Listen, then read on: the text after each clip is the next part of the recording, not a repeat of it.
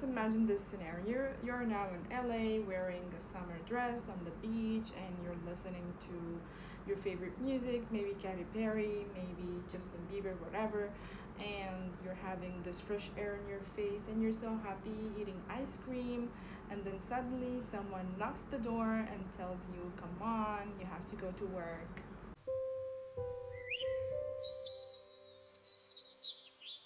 You waste your time locked inside your room, having your earbuds inside your ears, and listening to your favorite music or songs, and wandering inside your room while imagining beautiful scenarios, fake scenarios in your head.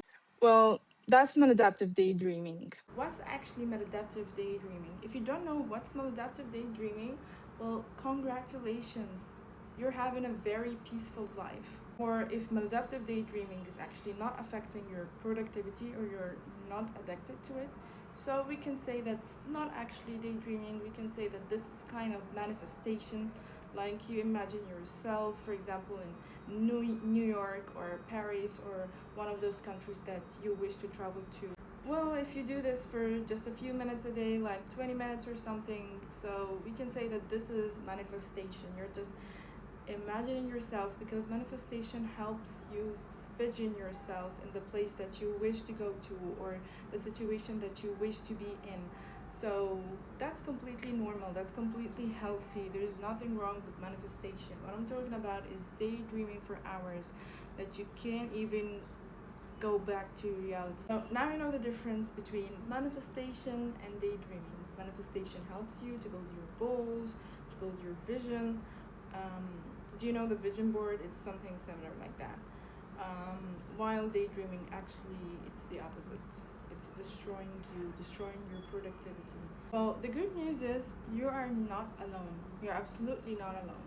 But the bad news is it sucks. In there for a very long period of time, especially when I was a teenager. I kept creating those fake happy scenarios in my life. For example, if there is something that made me angry at school, so I tried to imagine the situation if it happens in a better way, if I just said that and this, and sure, with the help of music and songs, I kept daydreaming more, and it was a daily habit of about 3 to 4 hours, maybe. That's affecting my studies, affecting my social life, affecting my personal life, affecting my productivity in general, and my energy as well. I reached the point when I was at high school that I told my mom, why do we even need to live in real life? Why not just live in our dreams, and everything is, you can have everything, you can do everything, you have control over everything, and there's no those people who annoy you, nothing sucks. What's wrong with you? Why you can't live in reality? And I didn't know actually the answer, but now I'm perfectly aware that in real life we don't have control over every situation, over every person. What is he gonna say about us? Not everything will be in your favor. Some days are harsh, some days are by your side. I'm gonna share with you what did I do to overcome this. We need to know the causes. Daydreaming is a way of escaping something painful in your life. It's like doom scrolling on social media. It's the same. So this means that there's something bad in reality, there's something painful in reality that you're trying to escape by daydreaming. There's something you are not accepting. You are not accepting. So the first tip that I'm gonna give you in this video is that you need to accept your reality. You're gonna tell me now, how can I accept my reality? Or okay, it's very easy, I'm accepting my reality, I'm so happy. No, it's not that way. You have to be grateful. You have to be genuinely grateful. I don't know what's your religion, whatever, but we as Muslims, we say Alhamdulillah. We say Alhamdulillah. You have to count your blessings. You have eyes, you have legs, you have health, you have youth, you have time, you have clothes, you have food in your fridge, you have sunlight, you have freedom, you have a home, you have a bed, a warm bed, a cozy home. So you have so many things in your life. So please count your blessings, practice gratitude, meditate, do anything that brings back your inner peace. So, and when you reach this state of peacefulness, you're gonna be genuinely content and you're gonna stop disconnecting from reality. Wait, we're not over yet. When you list all of the things that you have, you're gonna remember as well the things that you don't have. So, this what will make us talk about the second tip, which is setting goals and plans. Congratulations, you accepted your reality. Come on, let's fix it. While listing all of the things that you have and that you're grateful for, you can also list all of your things that you don't have and that you wish to have, which is your dreams or probably the things that you're daydreaming about and the things that you don't have. So you're gonna write them down.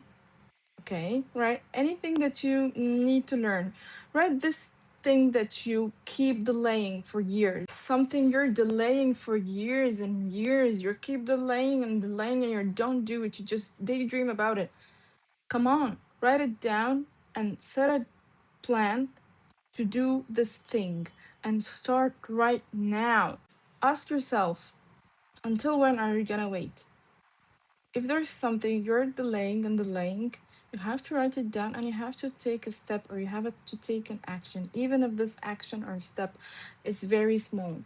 We're gonna talk more about goals and plans in a later video, but let's focus right now on this issue, which is how to overcome daydreaming. Now, we mentioned two things. The first thing is to accept our reality and be grateful. The second thing is to list what we don't have and start planning and taking real actions, even if it's small, towards the thing that we're aiming for. You have to know that, like any type of addiction, probably you're gonna come back again to daydreaming. Especially that, okay, you started to accept reality and planned and started to take actions, but the actions you took or the experience is disappointing. So, what are we gonna do about it? Don't worry, I've got your back. Why there's the third and the last tip, which is you have to remove any triggers. You have to change your environment. The thing that I'm gonna talk about right now, it's actually mentioned in the Atomic Habits book. It's a great book, by the way. This thing is changing your environment or redesigning your environment in order to make it aligned with your habits, whether it's good habits or bad habits. And in our case here, changing your environment here means redesigning your environment so that to make this bad habit, it's hard a little bit. It's harder to do this bad habit. So it's harder maybe by, for example, I've heard many people who suffer from doom scrolling, which is a topic for another video for sure. So in order for them to stop doom scrolling, they keep their phones away from their bed during sleeping. So that when you have this urge that you need to check your phone right now, you're not gonna find your phone by your side, so you're gonna be very lazy to wake up and go get your phone outside your room. So it's the same thing. Let me tell you an example. The thing that triggers me the most are songs and music. So whenever I'm going outside, maybe with my friends or something, I leave my AirPods at home. Or if I'm at home and working on something, so I keep my AirPods out of reach. I put them in another room or something. So this actually seems simple, but it's gonna help. The triggers are usually music, songs, movies, series. Some people daydream with the actor or the actress that they forget that they have a real life. So you have to take control. You have to take control, and in order to take control, you have to do some changes in your environment. Okay, these changes can be changing your day or changing the place. You have to fill your day with things to do.